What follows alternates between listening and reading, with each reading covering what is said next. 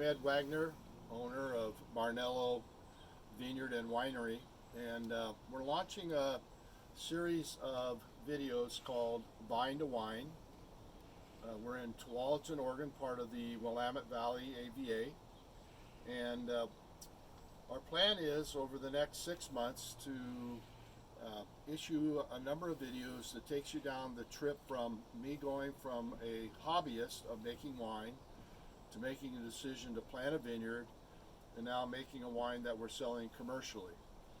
We planted our vineyard in September of 2013, so this has been a 6, almost 7-year venture, and we want to kind of take you on this first journey on whether or not you should plant a vineyard or not.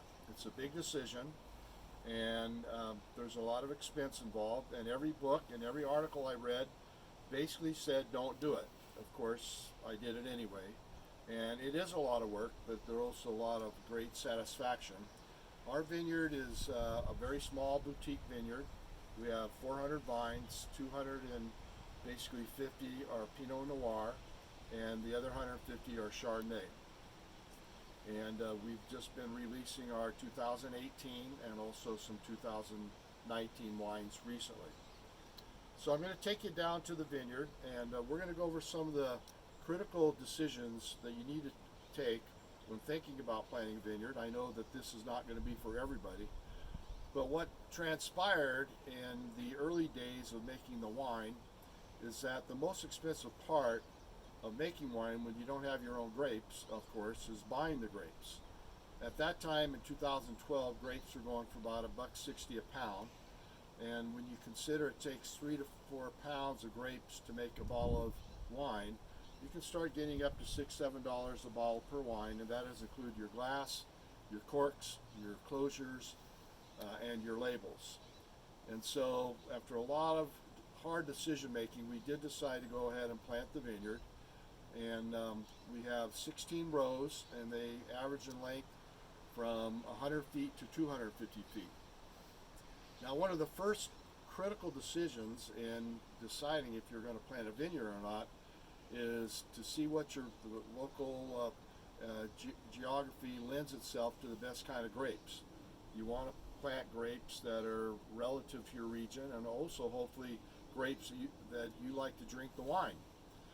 Secondly, the orientation of your vineyard is very important. I've come to find that out in that the optimal layout of a vineyard is north-south direction. My particular piece of property, which is kind of a triangle, didn't lend itself to that too well. I didn't think that much about it at the time, but I'm finding out my Pinot Noir grapes don't care, but my Chardonnay grapes care a lot, because I'm a little off about 20 degrees from north-south, more in an east-west direction. The third element is soil preparation, and I can't emphasize how critical this really is.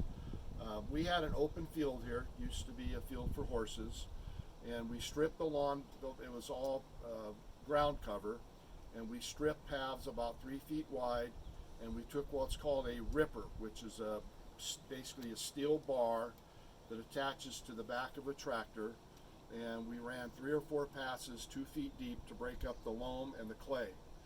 And this made a tremendous difference, because there was one area where I just dug some holes and the vines didn't grow nearly as well. We also heavily rototilled and mulched it before we planted our grapes. The next critical decision is what kind of trellis system are you going to go with. In our case, we went with a double wire vertical trellis system that allows you to train all of your vines to go straight up, and lends itself to the grapes when they grow to being kind of at a lower level.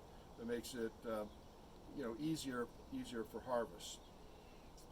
The next thing is the fungicide spray schedule that you must maintain during the season. Lots of grapes are prone to different kinds of diseases like powdery mildew, and if you have a wet environment, botrytis. In my case, what I found out is the Pinot Noir is pretty much immune to powdery mildew, but the Chardonnay is very susceptible to powdery mildew, and it means I've got to really leaf off a lot of the vines so that there's a lot of air and a lot of sun, especially on the morning side where I don't get a lot of sun in the morning. Then obviously just making sure you take care of the weeds, keep all the weeds out. There's a lot that goes into the vineyard. We do a major pruning in February, and then during the growth season we're constantly doing cleanup pruning just to keep the vineyard in shape. So that's going to be it on this. My vineyard probably for the 400 vines costs probably about a total of $5,000–6,000. The other thing is find a really good nursery that you can have a lot of confidence in, that they're going to provide you with really a good bare root and a grafting of the type of grape that you want to grow. That's critically important. Of the 400 vines, the bare roots that we planted, we didn't lose a single one. And I think that has a lot to do with we picked a good nursery and the soil preparation was ready. So for now, that's going to be it. Check out our other current video that's posted about Veraison. It shows our vineyard going through the transformation of the ripening of the grapes. And then a little bit later in September, early October, we'll do a video on our harvest. And then we'll be done with the vineyard portion, and then we'll switch over to winemaking. And that's where the fun really starts. Thanks a lot for tuning in. If you get a chance, go to the barnellowine.com website, check out the videos, and hopefully you'll check out the wine as well. We're very proud of it. Our 2018 Pinot Noir is rated a 91 by the Sommelier Group, and we're very proud of that as well. Thanks a lot for tuning in. We'll see you next time. Thanks.